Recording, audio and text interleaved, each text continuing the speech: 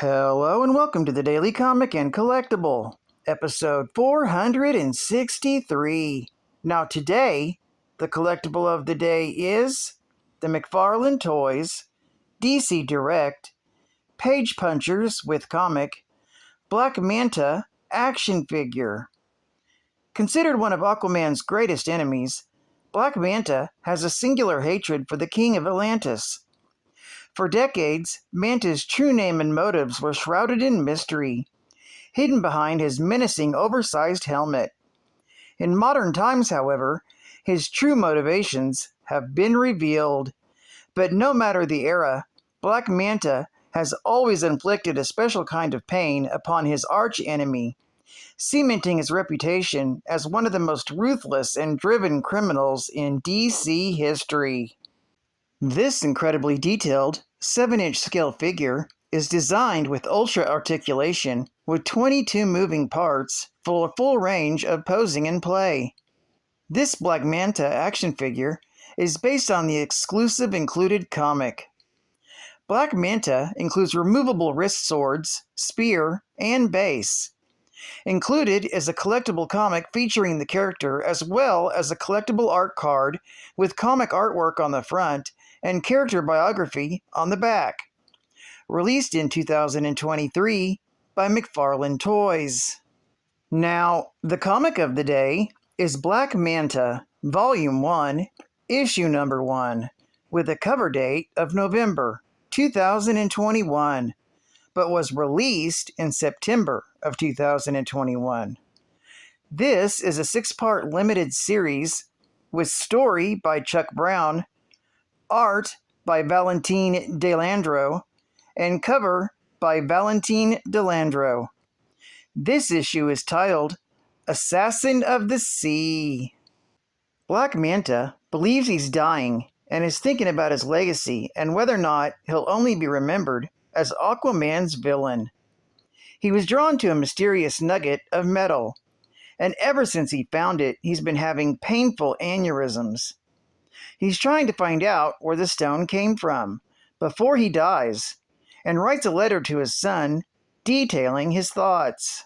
Captain Demo stole the stone from Manta's broker, Gallus the Goat, so Manta goes to retrieve it. He mercilessly kills the crew and takes the rock. He then leaves, seemingly ignoring Demo's hostages, but he makes eye contact with a young black boy as he departs. Meanwhile, in Metropolis, D-list supervillain, the Human Flame, and his African-American henchmen, Blue, Orange, and Red, successfully rob a bank, but during the getaway, Blue abruptly slits Human Flame's throat and forces him to transfer his essence into a box on Blue's wrist. Blue invites the shocked Red and Orange, who are weapons and explosives experts, a chance to join his much grander plans. He takes them to his hideout, a magical pocket dimension hidden in a junkyard, where he has a much larger sample of the mysterious metal. He explains that the Human Flame's fire is the only one hot enough to cut the metal, which the three of them will shape into a weapon. The three get to work creating their weapon out of the mysterious metal. Around the world, seemingly unconnected black people are suffering the same attacks as Black Manta. After his latest attack, Manta chastises Gallus for her lack of ruthlessness, as her moral scruples cost him time and money vital to their mission.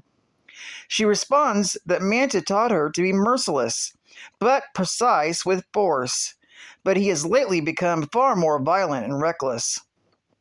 In the underworld, a statue suddenly explodes, freeing a woman wearing a necklace made of the mysterious metal. She conjures a sword of fire and fights her way through the surrounding demons. To be continued in the Black Manta, issue number 2. Geek Fact: this is considered a key issue, being the first appearance of Torrid. who's an ancient sea monster, imprisoned in the underworld for centuries, but escaped and now walks the earth as Torrid. Bonus geek fact. Torrid's true name is Charybdis, and centuries ago, it terrorized the seas of ancient Greece at the behest of Poseidon. She also apparently encountered Dr. Mist at some point in the distant past. Eventually, Poseidon deemed her too dangerous to remain on Earth and cast her into Hades. She was stripped of her memories and split into two beings, a human woman known as Torrid and a bestial demon known as Gruff. Another bonus geek fact. The mystery metal is known as orichalcum, and it's a fabled mineral with magical properties. It was created by ancient Atlantean alchemists sometime before 45,000 BCE. The mineral was a commonly known one during the time of ancient Atlantis, having been used to trap sorcerers. After the sinking of Atlantis, it would later be commonly employed among the THRU, which was one of several city-states that were once part of the greater pre-cataclysmic Atlantean Empire. Advertising ad facts. First, the Dark Knight's war on crime goes global. Batman. The world. The Dark Knight's war goes global in the new hardcover anthology, Batman. The world. Featuring all new stories from the top creative teams from 14 different countries. Here's your passport to the writers and artists taking on DC's international icon. So don't miss DC's spotlight on Batman. The world. Coming in September 2021. Plus, will he attain his destiny at the top of the food chain? Suicide Squad, King Shark. Looks like he's already attained it. I'm pretty sure that's a toenail between his teeth, and it's still connected to a toe. A new 6-issue series also in September of 2021. Then, we got Harley and Ivy on the road trip of the century. The Eat, the Bang, and the Kill Tour. A new 6-issue series spinning out of HBO Max. Looks like it's spun more out of Skinomax.